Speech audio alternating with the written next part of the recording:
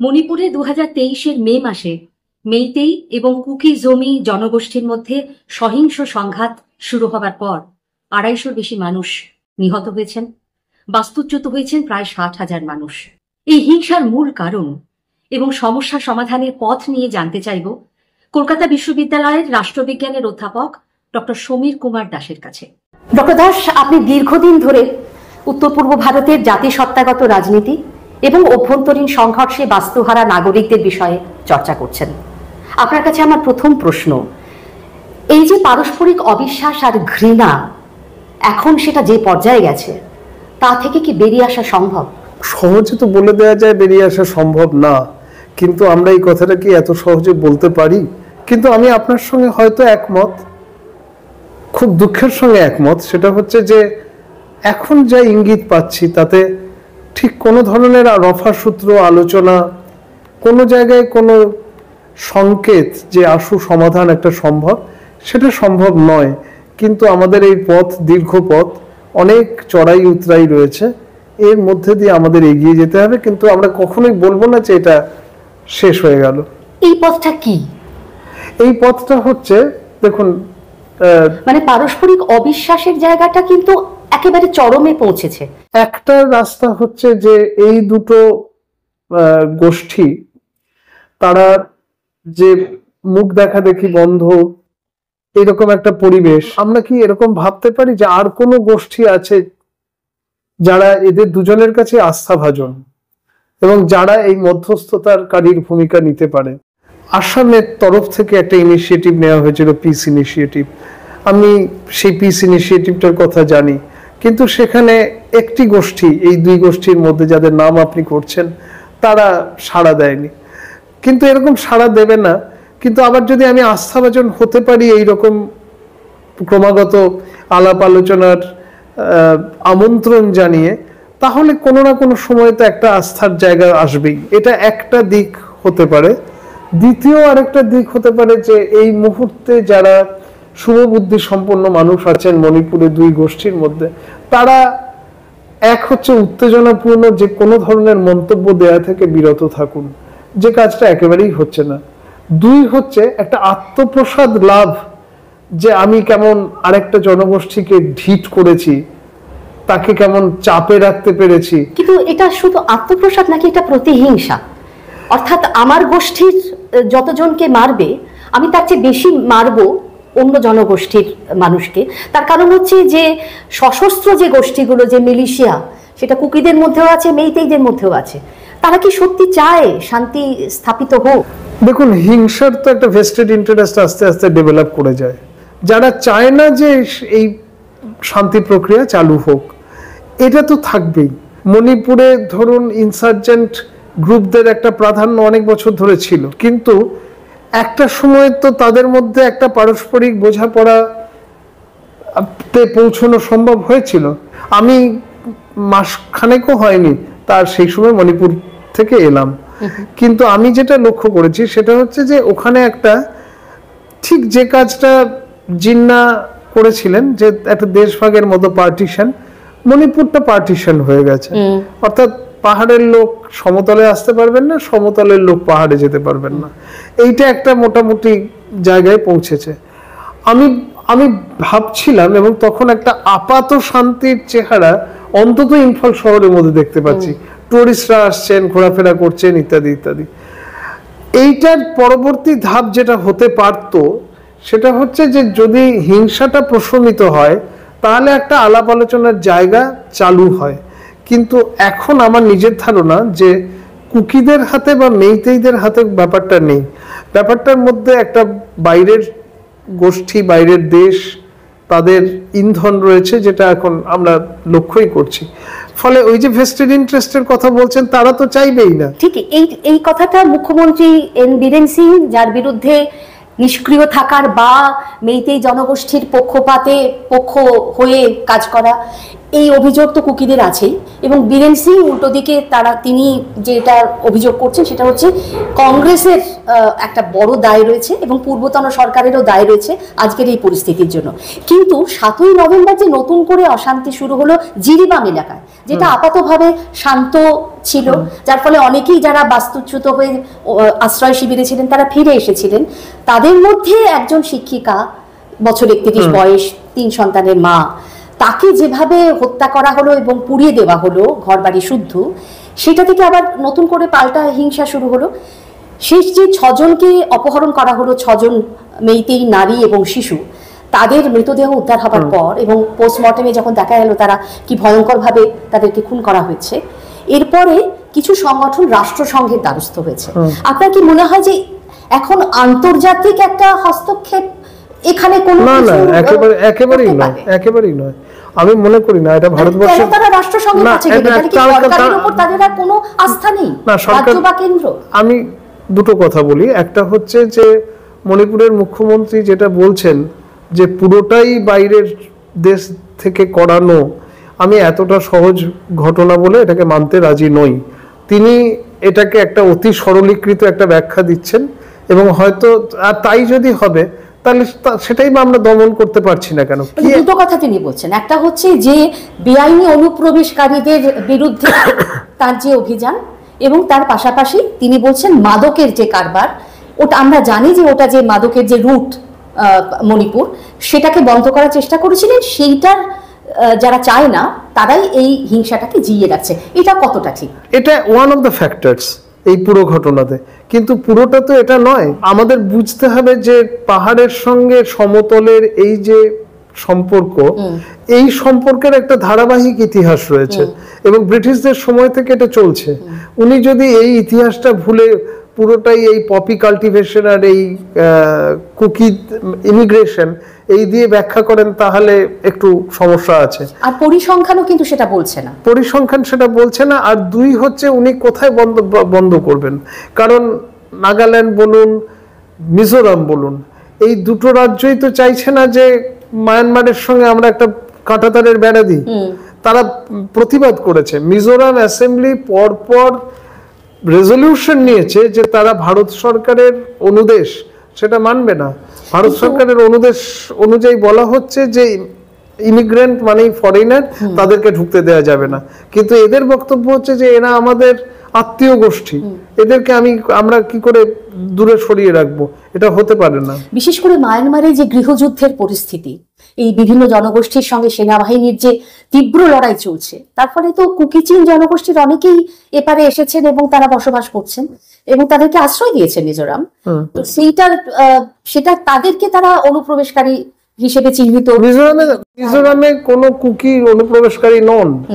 এবং সমস্যাটা হচ্ছে যে মিজোরাম একরকম ভাবে ভাবছে সমস্যাটা, মণিপুর আরেক রকম ভাবে ভাবছে, এবং এইটা আবার আমাদের ভারতের বৈদেশিক নীতির একটা সংকটের দিকে অঙ্গুলি নির্দেশ করে। সেটা হচ্ছে যে তাহলে কি দিল্লিতে বসেই আমাদের বৈদেশিক নীতিটা নির্ধারিত হবে, নাকি এই রাজ্যগুলোর সঙ্গে বসে কেন্দ্রীয় সরকারকে ঠিক করতে হবে যে বৈদেশিক নীতির ক্ষেত্রে পদক্ষেপটা কিরকম হবে? অর্থাৎ ওপর থেকে যদি বলে দেয়া যায় তার একটা চেহারা দাঁড়ায়, কিন্তু সেই চেহারাটা যখন রাজ্য স্তরে আমরা ইমপ্লিমেন্ট করতে যাচ্ছি তখন আমরা নানান ধরনের সমস্যা দেখতে পাচ্ছি। আমাদের সমস্যা হচ্ছে যে একটা কেন্দ্রীভূত ব্যবস্থায় সংবিধান অনুযায়ী কিন্তু এটা কেন্দ্রের দায়িত্ব, কিন্তু আমরা এমন একটা পর্যায়ে এসে পৌঁছেছি যেখানে আপনি যদি কথা না বলেন রাজ্যগুলোর সঙ্গে তাহলে তিস্তা চুক্তির মতো হবে, তাহলে এই কুকি ইমিগ্রেশনের মতো হবে, তাহলে তামিল সমস্যা যেরকম হবে সেরকম হবে। অর্থাৎ আমি চাইবো যে কেন্দ্র রাজ্য সম্পর্কের পুনর্বিন্যাসের সূত্র ধরে এক ধরনের বৈদেশিক নীতি নির্ধারণ, যেটা কিন্তু আমাদের নজর এড়িয়ে যাচ্ছে বারবার করে। আচ্ছা, এই সংঘাত যেটা এখন আমরা দেখছি জনগোষ্ঠীগত, এর আগে নাগা কুকি সংঘর্ষ হয়েছে এবং তাতে প্রাণহানি হয়েছে। তো জনগোষ্ঠীগত যে বিদ্বেষ বা সংঘাত এটা নতুন কিছু নয়, কিন্তু মণিপুরে আমরা জানি যে মেইতেইরা সংখ্যাগরিষ্ঠ, কুকি এবং নাগারা তার তুলনায় সংখ্যায় কম, কিন্তু জমির দিক থেকে যদি দেখা যায় তাহলে 10% জমি মাত্র মেইতেইদের হাতে, বাকি 90% পাহাড়ে যারা রয়েছেন, একদিকে নাগারা রয়েছেন, একদিকে কুকিরা রয়েছেন। মেইতেইরা চাইলেই পাহাড়ে গিয়ে জমি কিনতে পারছেন না। এই যে দীর্ঘদিন ধরে একটা জায়গায় আবার কুকিদের যে অভিযোগ সেটা হচ্ছে যে অন্যান্য যে সম্পদের বন্টন, উন্নয়নের বন্টন, রাজনৈতিক ক্ষমতার বন্টন, সেখানে অসাম্য রয়েছে, সেখানে তারা বঞ্চিত। এই দুটো দিকে যে অসাম্য, সেই অসাম্যের জায়গাটাকে অ্যাড্রেস করাটা, সেটা কি সরকারের দায়িত্ব ছিল না এত বছর ধরে? সরকার তো আর একটা নিরালম্ব ব্যাপার নয়। সরকার আসলে এই গোষ্ঠী দ্বন্দ্বর মধ্যেকার টানাপোড়েনের থেকে উঠে আসা একটা সত্তা। ফলে আমি এভাবেই দেখি, এবং সরকার এইটাকে জিইয়ে রাখার ব্যাপারে সরকারের একটা প্রত্যক্ষ ভূমিকা ছিল, এটা তো অস্বীকার করা যায় না, যেরকম ব্রিটিশ সরকারের ছিল। কিন্তু ধরুন মণিপুরের রাজাদের ক্ষেত্রে কিন্তু তারা একটু অন্যভাবে দেশ শাসন করতেন। তারা কিন্তু পাহাড়ের মানুষদের যে একটা আলাদা সত্তা, সেটার স্বীকৃতি তারা দিয়েছেন। এবং আজকে যখন ধরুন মেইতেইরা ইন্টিগ্রিটির কথা বলছে, এখানে তো খুব মুশকিল হয়ে যাচ্ছে। মানে মেইতেইরা চাইছে মণিপুর অখণ্ড থাক, কিন্তু কুকিল্যান্ডের যে দাবি জানাচ্ছে কুকিদার, তাদের একাংশ, আবার তাদেরই মধ্যে একাংশ বলছে যে না, আমরা আলাদা প্রশাসন চাই। এখন মণিপুর যেভাবে বিভাজিত, উপত্যকা একদিকে, পাহাড় আর একদিকে, সেইটা কি তাদের পথটা আর একটু সহজ করে দিচ্ছে? দেখুন, দুরকম হতে পারে। প্রশাসনিক স্তরে সলিউশন তো একটা আমাদের পৌঁছতে হবে। একটা হচ্ছে যে আমাদের ভাবতে হবে আমরা উত্তর পূর্ব ভারতকে আর কটা খণ্ড করব। খণ্ডীকরণটা একটা তো উত্তর হতে পারে না। আমরা এই মণিপুর রাজ্যের মধ্যে থেকে এমনকি একটা ব্যবস্থা করতে পারি যে যেখানে ধরুন বিভিন্ন জনগোষ্ঠীগুলো তারা সিদ্ধান্ত গ্রহণ করবে তাদের তরফ থেকে, এবং সেটা প্রকৃত সিদ্ধান্ত গ্রহণ, অর্থাৎ কেবলমাত্র একটা অটোনোমাস ডিস্ট্রিক্ট কাউন্সিল চালানো বা একটা সাবস্টেট ইত্যাদি করা নয়। কুকিরা তো মণিপুর রাজ্যের বাইরেও রয়েছেন, নাগারা মণিপুর রাজ্যের বাইরে রয়েছেন, তাহলে তাদের কি হবে? তাদের রিপ্রেজেন্টেশন নিয়ে কি হবে? আমরা এগুলো অনেক রকমের কথাই বলেছিলাম। আমরা বলেছিলাম যে আমরা কি ভাবতে পারি যে আবার এই স্টেট লেজিসলেটিভ অ্যাসেম্বলিগুলোর একটা উচ্চ পরিষদ থাকুক, যেটা আগে ছিল, এবং যেখানে ধরুন রিপ্রেজেন্টেশন বা প্রতিনিধিত্বটা আসুক সেই সমস্ত মানুষদের থেকে যারা রাজ্যের বাইরে থাকেন। মেইতেইদের গত 300 বছরের যে হিন্দুকরণ, তারা তো বৈষ্ণব ধর্মে অঙ্গীভূত হয়েছেন এবং তার পরবর্তীকালে তারা সেভাবেই হচ্ছেন।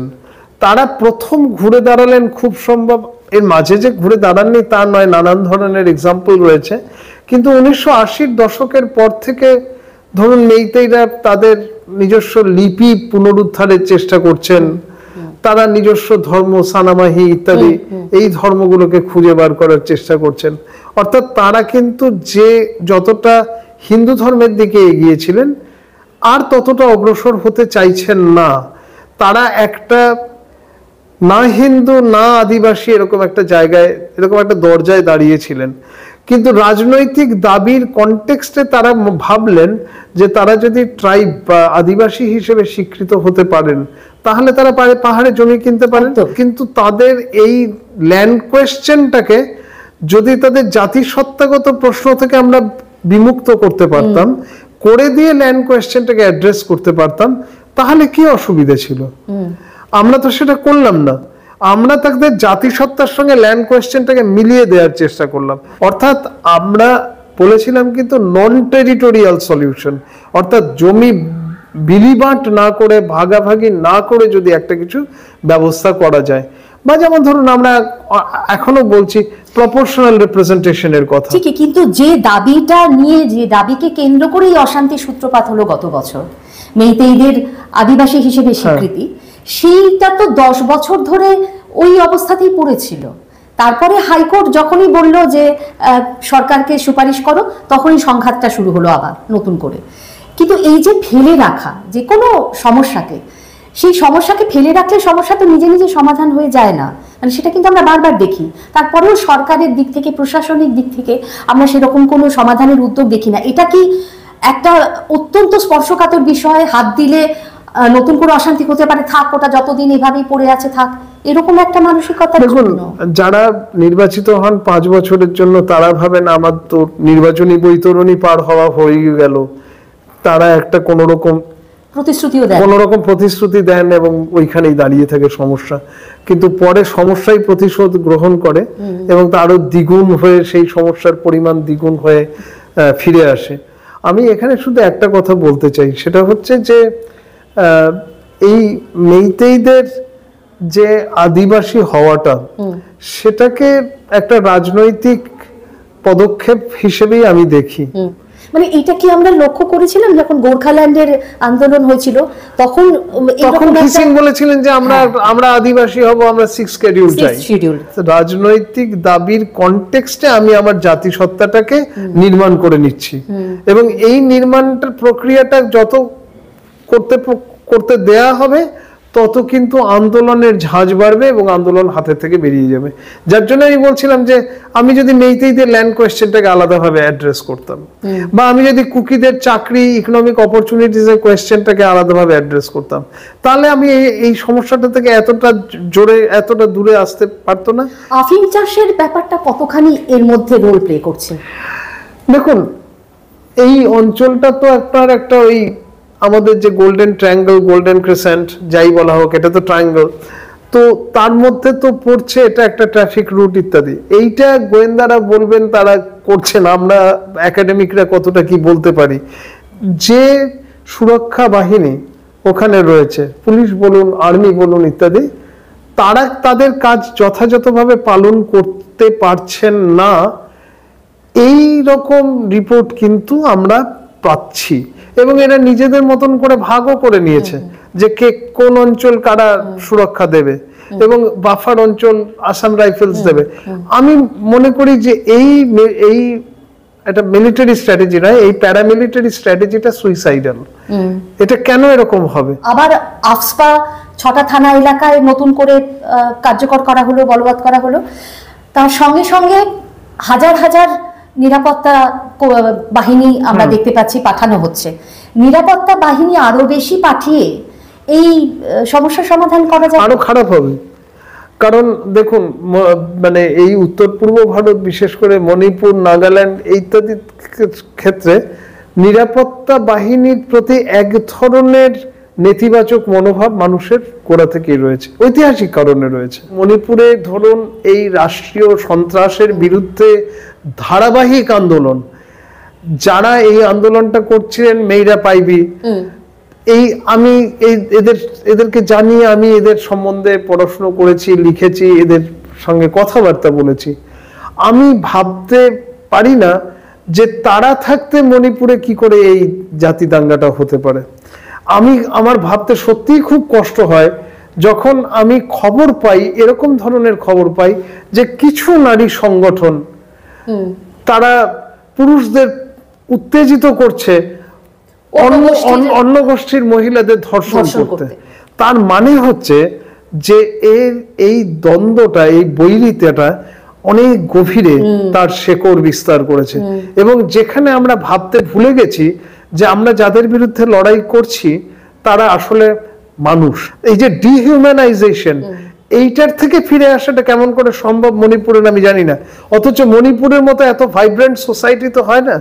এই বৈরিতার যে শেকড়ের গভীর, এতটা গভীরে কি করে যেতে পারে?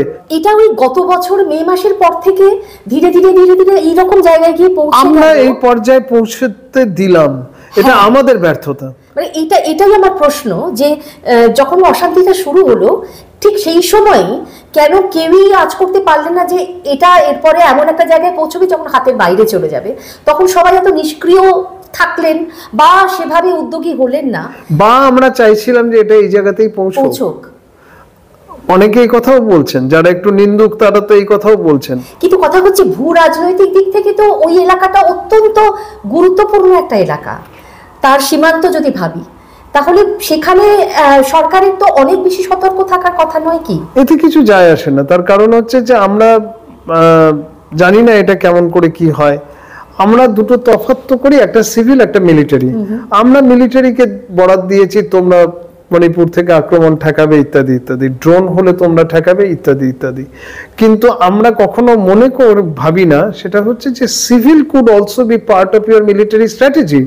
যে একটা জায়গায় যদি অশান্তি অনেক দিন ধরে ধিক ধিক করে জ্বলতে থাকে, তাহলে আমি কি করে প্রতিবেশী রাষ্ট্রকে দোষ দেব? তারা তো ঘোলা জলে মাছ ধরবেই। মানে বিশেষ করে অস্ত্রগুলোর কথা, আসছে কোত্থেকে? ড্রোনগুলোর কথা আমি যতদূর জানি সেটা হচ্ছে যে চীন বা এই সমস্ত অঞ্চল থেকেই আসছে, সেটা মায়ানমার দিয়েই আসছে হয়তো, আমি জানি না। কিন্তু আমি এখানে অন্য একটা কথা বলছি, সেটা হচ্ছে যে চীনের ডিরেক্ট ইনভলভমেন্ট আছে বলে আমি জানি না। তার কারণ হচ্ছে চীন এইরকম একটা অবস্থা, চীন একটা দেখুন একটা ব্যবসায়ী দেশ, ওর বাণিজ্য ছাড়াও কিছু বোঝে না। বরং এখন যে অশান্তিটা হচ্ছে তাতে মোড়ে বন্ধ হয়ে গিয়ে চীনের জিনিসপত্র মণিপুরে ঢুকছে না, কিন্তু অস্ত্র ব্যবসাটা ফুলে ফেপে উঠছে। সাধারণ মানুষ কিন্তু চাইছে না যে এটা চাই। মানে কি করে সম্ভব? আপনি কতদিন আশ্রয় শিবিরে থাকতে পারেন? ওইরকম একটা অস্বাস্থ্যকর জায়গায় বাচ্চারা পড়াশোনা করতে পারছে না। আশ্রয় শিবির, অথবা আপনি উল্টো দিক দিয়ে ভাবুন, সেটা হচ্ছে যে গ্রামে থাকলেও একটা ভিলেজ ডিফেন্স কমিটি থাকছে এবং যারা সশস্ত্র, যেখানে গ্রামের অল্প বয়সী ছেলেরা পাহারা দিচ্ছে। এইটা কি একটা জীবন? সেটাই তো। এই যে 10 জন নিহত হলেন নিরাপত্তা বাহিনীর হাতে, বলা হলো যে এরা 10 জনই হচ্ছে কুকি জঙ্গি, আর ওরা বলছেন যে এরা সবাই ডিফেন্স কমিটির মেম্বার, গ্রামরক্ষী। তো ফলে এই জায়গায় একটা ওই যে আপনি মুশকিল তো, সিভিলের হাতে যদি অস্ত্র থাকে, one man's terrorist is another man's freedom fighter. তো ফলে এইটা হবে, এবং এইটা একেবারে পাড়া স্তরে, গ্রাম স্তরে এখনো কিন্তু একটা ইনিশিয়েটিভের জায়গা রয়েছে। কিন্তু আমি এটা বললাম যে অন্য জনগোষ্ঠীদের এগিয়ে আসতে হবে। এটা তো দুটো ধরনের সলিউশন হতে পারে। একটা সলিউশন হচ্ছে যে যেটাকে আমি বলি রেকনসিলিয়েশন, অর্থাৎ আমি সেটেল করছি না, কিন্তু এসো আমরা পেছনে না তাকিয়ে আমরা আজকের দিনটা থেকে একসঙ্গে থাকি, ঠিকই আমরা। আর আরেকটা হচ্ছে যে আপনি এবারে লম্বা যে পলিটিক্যাল সেটেলমেন্টের প্রক্রিয়া, সেটার কাজ শুরু করুন। কিন্তু আমি তো দুটো দলকে যদি একটা টেবিলে নাই বসাতে পারি, তাহলে তো এগোনো যাবে না। সেখানে আপনার বীরেন সিং এর জায়গায় আর কাউকে আপনি মুখ্যমন্ত্রী করলেন কি রাষ্ট্রপতি শাসন জারি করলেন, কোনোটাতেই কোনো ফল আমার মনে হয় না এগুলো ফলপ্রসূ হবে। আমি কয়ের জায়গায় খকে আনতে পারি, খয়ের জায়গায় গকে আনতে পারি, কিন্তু যিনি আসুন এই একই ঘটনা ঘটতে পারে।